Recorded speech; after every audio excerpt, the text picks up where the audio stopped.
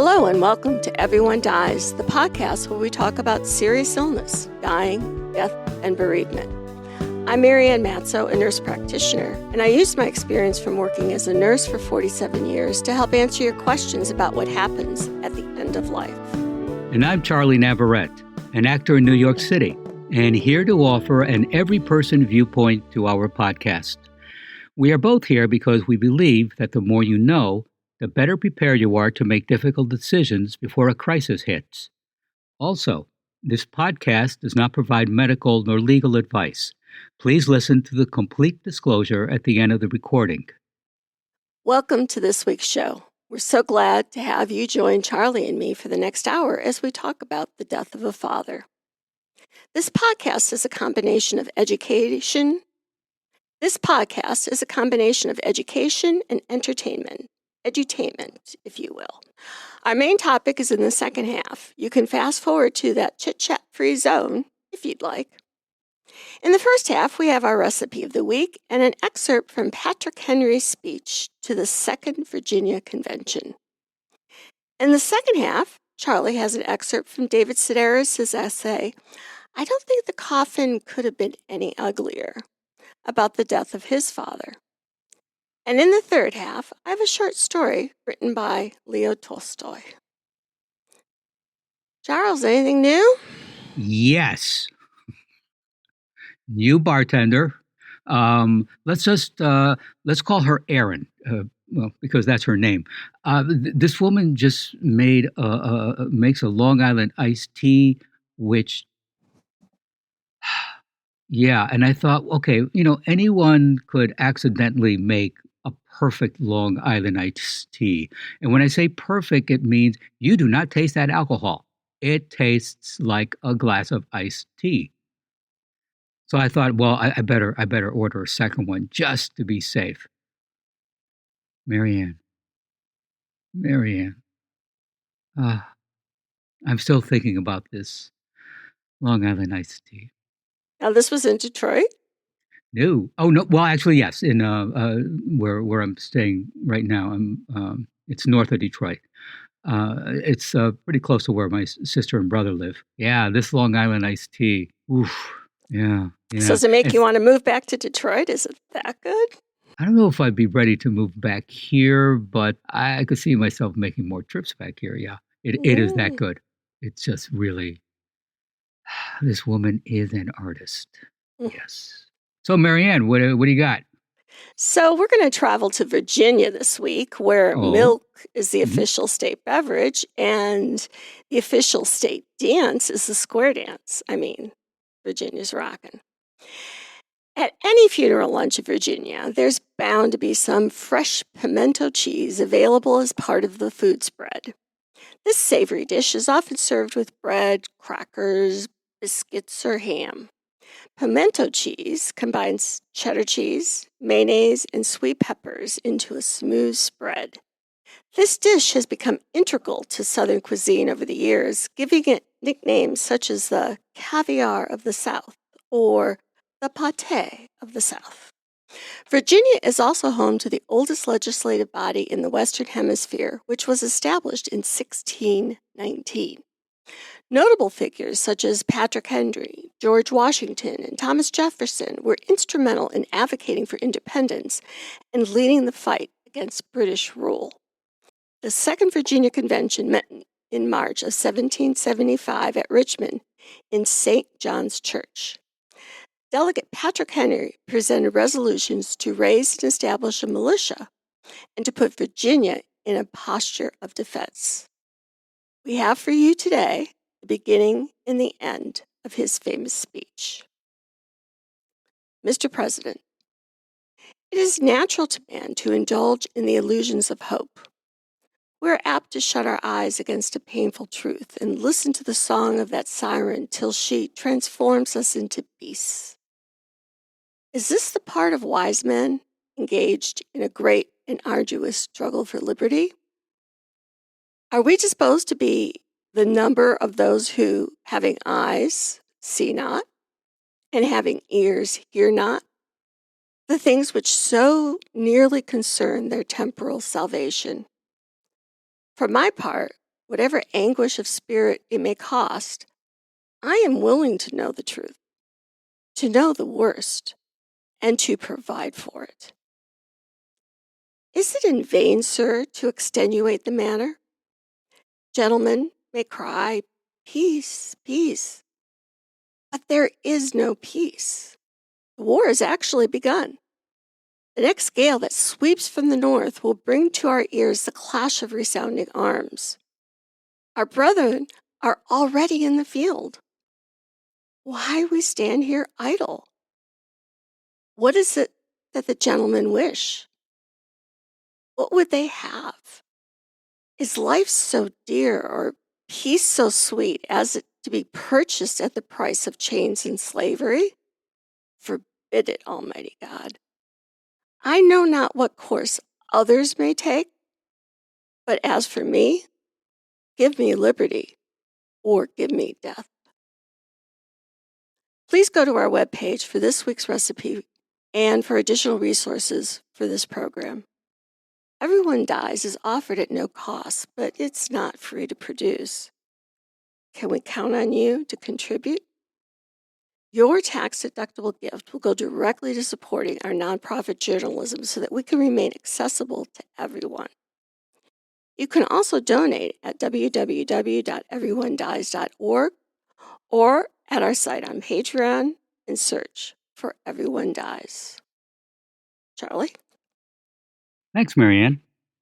Our second half is from author and humorist David Sedaris, whose essay begins with, "I don't think the coffin could have been any uglier."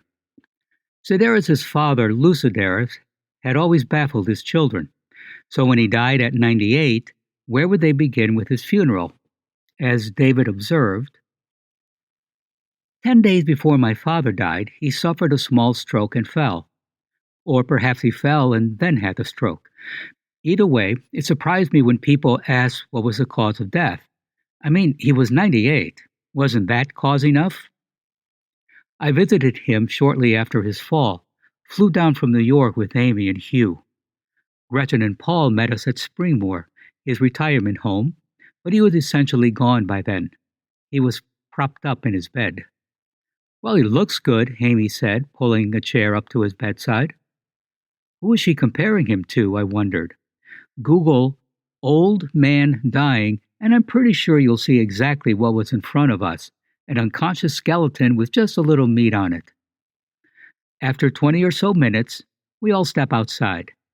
My sister Gretchen reaches into her purse and pulls out a palm-sized black book. "Here." She hands it to me. "I found this at Dad's house a few days ago and saved it for you." I mistake it for a pocket Bible, super abbreviated, with only the good parts included, and just as I wonder, wait, what good parts? I realize it's for addresses, that it is, true to its color and size, my father's little black book. I open it to find 50 or so names, followed by addresses and phone numbers, mainly of women, and most with a note beside them. Faith Avery. Too serious. Beryl Davis. Yes. Pat Smith. Body. Mary Hobart. Advanced. Arlene Knickerbocker. Looks are deceiving. And Quinlan. Body. That's all. No brains. Returning to the room, I look at my father, still seemingly asleep, and wonder if he had sex with these women, or just tried to. The next time I see him, he'll be dead, I say. Hugh frowns. You don't know that. I mean, he's pulled through before. This was on a Sunday. 6 days later, Springmoor called and said that my father had stopped eating and was on morphine. My sister Lisa and her husband Bob were at the C-section restaurant with us, as was my friend Ronnie and Hugh's friend Carol. We all went to dinner that night in the town of Atlantic Beach. Dad is going to die while we're eating, I said as we left the house. David, Hughes scowled. I'm not wishing, I told him, just predicting. And correctly it turned out. Lisa received the call just as we were finishing our appetizers. Dad's dead, she said matter-of-factly. She told Paul that our father had died, and I told the others. When our mother died, my siblings and I fell headfirst into a dark pit. Those first few days were the blackest. It was the same after our sister Tiffany's suicide. With our father, though, it was different. By the time the check arrived, we were talking about other things: gas stoves versus electric ones, a funny TV show about vampires, the time Lisa ate an entire gallon of ice cream with her bare hands while driving home from the grocery store, clawing it out of the carton with her increasingly numb fingers. Perhaps we strayed so easily onto other topics because, at my father's advanced age, this moment was expected. Then, too, he was Sedaris. By the second half of his 97th year, the man was a pussycat, a delight. Unfortunately, there were all those years that preceded it. A month before our father's stroke, Amy and I went through a box of pictures and chose what we thought might make the perfect obituary photo. The one Amy chose amounted to an old person senior class photo, a snapshot of our father at age 96. The obituary was similarly planned, a resume essentially. None of us could have managed the countless things Lisa saw to: contacting the funeral home, cleaning out our father's room at Springmore, calling his bank, his lawyer. He wanted a funeral out at the Greek He wanted a funeral at the Greek Orthodox Church. This meant that he couldn't be cremated, so a casket had to be purchased and clothing picked out. Most people I know would prefer to be disposed of with as little fanfare as possible. My father, by contrast, insisted on what amounted to a 3-part multi-state death tour: a funeral in Raleigh, a burial almost a week later in my father's hometown of Cortland, New York, then a third service to take place 40 days after his death, a sort of "don't think for 1 minute that you can forget me" sort of thing, after which a traditional dish of boiled wheat berries and pomegranate would be served. As I said to Gretchen, it's a lot of running around for someone who couldn't be bothered to pick us up from the airport. My father's Mass took place at Holy Trinity, the church we grew up in. We all checked into a hotel, a very expensive one in the town of Cary, charging everything to the estate: room service, drinks, the works. The staff thought we were attending a wedding. That's how merry we seemed as we headed to the church in our dress clothes, wondering how the coffin Lisa selected could possibly have been any uglier. What struck us all, was how tiny he was. His hands, seemingly no larger than a ventriloquist's dummy, rested vampirically across his chest, while his face and hair were the spooky off-white of a button mushroom. "That open casket business is so tacky," I said afterward as we gathered for coffee and baklava in the church's multipurpose room. I'd heard again and again at the church that morning that Lou was a real character. A character is what you call a massively difficult person once he has reached the age of 85. It's what Hitler might have been labeled had he lived another 3 decades, and Idi Amin. It used to be that people's parents died in their 60s and 70s, cleanly, of good old-fashioned cancers and heart attacks, meaning the child was on his or her own by the age of 45 or so. Now, though, with people living longer and longer, you can be a grandparent and still be somebody's son or daughter. But there's a role you have to play when a parent dies.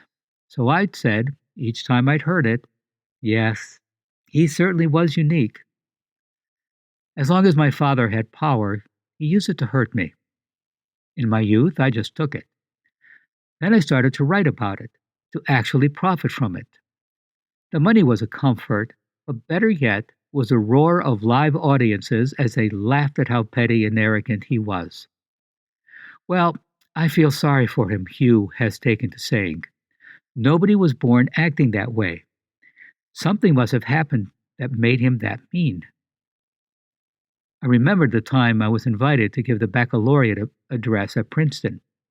I was going to decline the offer, but instead I called my father and said that if he would like to accompany me, I'd do it.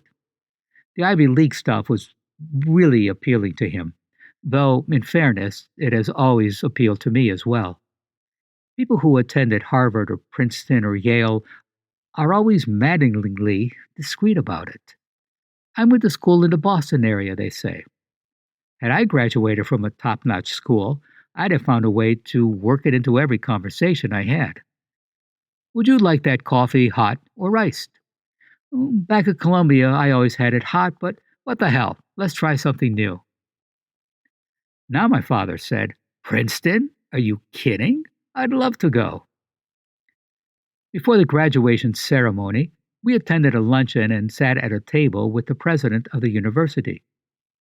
There were other people joining us, dignitaries of one stripe or another, and as our food was delivered, my father, who had earlier referred to Bill Clinton as Slick Willie, told the president that she had made a terrible mistake. You asked my son to give this speech, but the person you really want is my daughter, Amy. She'd have the audience in the palm of her hand. They'd eat her up. I'm telling you, I've got videotapes I can send you, her on some of the talk shows. Then you'll see. Amy's the ticket, not David. The university president politely asked me a question about the lecture tour I just wrapped up, and my father started it again. They'd go home talking about her. They'd tell all their friends, "Look, Amy's who you want." Is this why you came here with me? I asked him afterward as a car arrived to take us to New York. Oh, don't pull that business, my father said. The woman needed to know that she could have done better. I was 50 years old at the time, and what hurt me were not my father's words. I was immune by this point, but the fact that he was still trying to undermine me. I never blamed Amy when things like this happened. It wasn't her fault.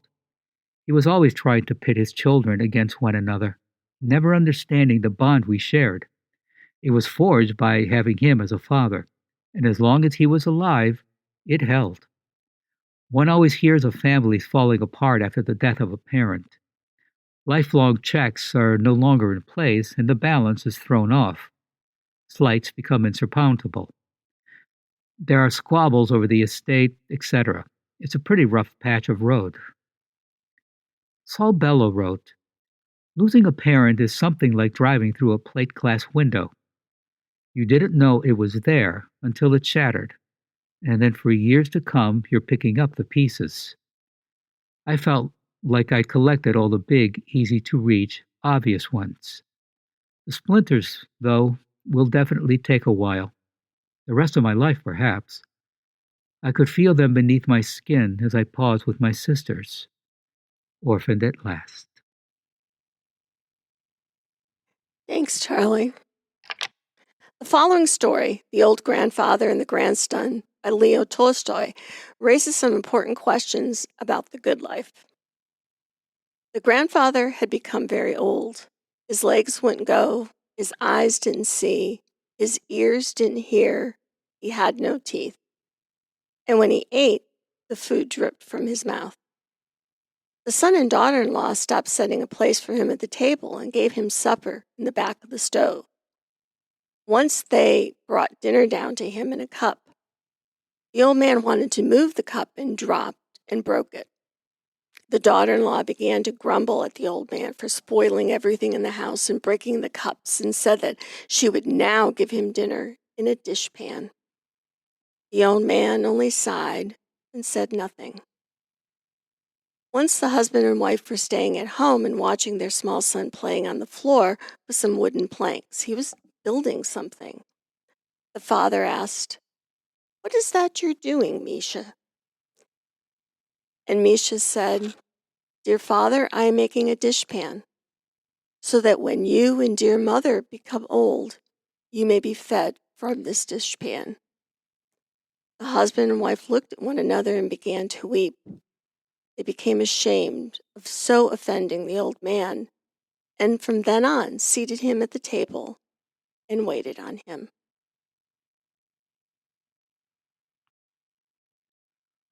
Please stay tuned for the continuing saga of Everyone Dies, and thank you for listening. This is Charlie Navarrete, and for my dad, dead a couple of years now, Death Ends a Life, Not a Relationship, from Mitch Albom. And I'm Marianne Matzo, and we'll see you next week. Remember, every day is a gift. This podcast does not provide medical advice. All discussion on this podcast, such as treatments, dosages, outcomes, charts, patient profiles, advice, messages, and any other discussion are for informational purposes only and are not a substitute for professional medical advice or treatment. Always seek the advice of your primary care practitioner or other qualified health providers with any questions that you may have regarding your health. Never disregard professional medical advice or delay in seeking it because of something you have heard from this podcast. If you think you may have a medical emergency, call your doctor or 911 immediately. Everyone Dies does not recommend or endorse any specific tests, practitioners, products, procedures, opinions, or other information that may be mentioned in this podcast. Reliance on any information provided in this podcast by persons appearing on this podcast at the invitation of Everyone Dies or by other members is solely at your own risk.